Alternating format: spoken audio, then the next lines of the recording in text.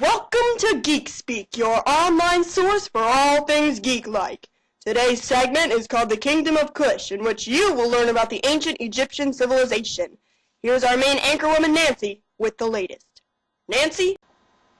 Welcome to Geek Speak. I'm Nancy, and today we'll be looking back into the past of the ancient civilization of the Kush. We're here. Only this isn't a normal segment. Oh no! We were able to raise enough money to send one of our team members to Africa, to a site of an actual archaeological dig. Of course, I had to be the one who drew the short straw and had to be stuck here, watching all of it from the sidelines, even though I've never been to Africa. It's always been my dream to go.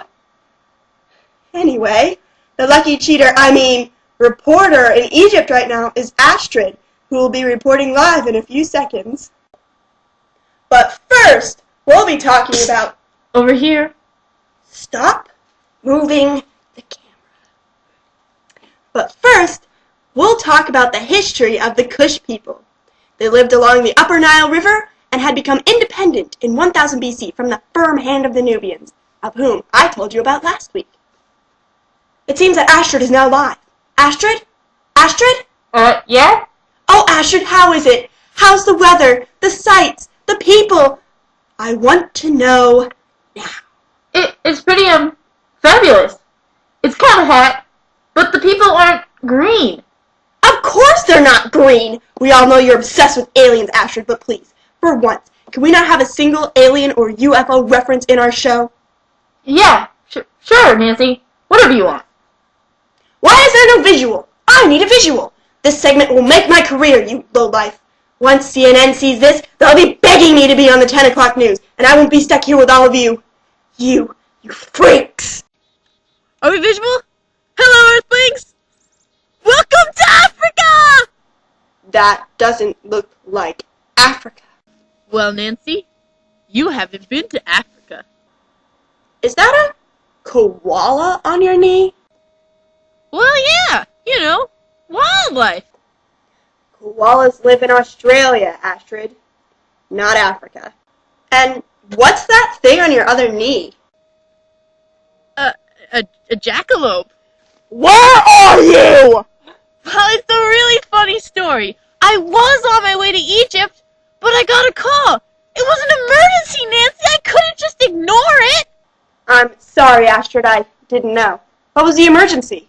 Is it your father? I know he's in the hospital. Oh, no, it doesn't have anything to do with my family. Balf called me up and Balf? Believers of alien life forms. There was a sighting in Pennsylvania! How far are you from the studio? 1 hour. I understand. You do? Yes. I understand that you have just single-handedly destroyed my career. I hope you're satisfied, Astrid Malone. I hope you're satisfied. Wait! I can give you information about the Kush people from here. We can just use our imaginations and pretend I'm in Egypt. I researched the Kush. On my way. Fine. Get on with it. Well, the Kush survived off a trading economy. They used the Nile River as their main source of trade, building boats and sailing away to other peoples along the banks of the Nile River to trade with.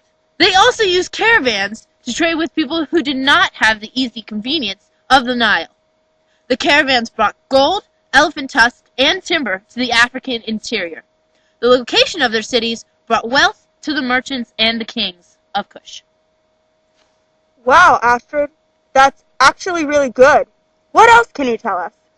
As you probably mentioned earlier in your introduction, the Kushites broke away from Egypt in 1000 BC, under the king of Pikani.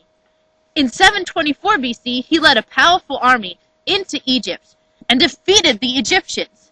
That's when they made Napata their capital. So you know about the Kush. Great. What can you tell us about their downfall? Well, in 671 BC, the Syrians invaded Egypt and conquered the Kushites.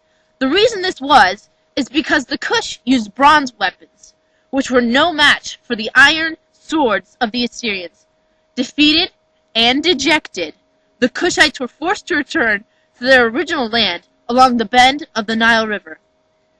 Though they were overpowered, the Kush took the knowledge of iron weapons and to use. They began to trade iron, leopard skins, and ebony at their newly established capital, Meroe. They lived that way for about 150 more years, until the Aksum people came and essentially wiped out the entire culture.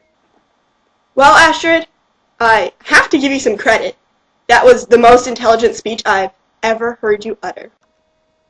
Gee, thanks, Nancy.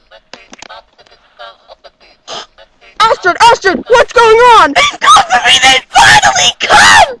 Astrid, I demand to know what's going on. Astrid! That was freaking awesome!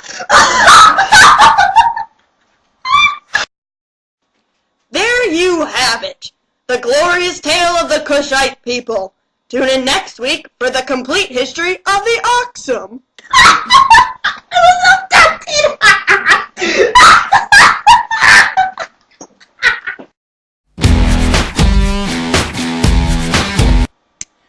How far are you from the studio? That looked awkward.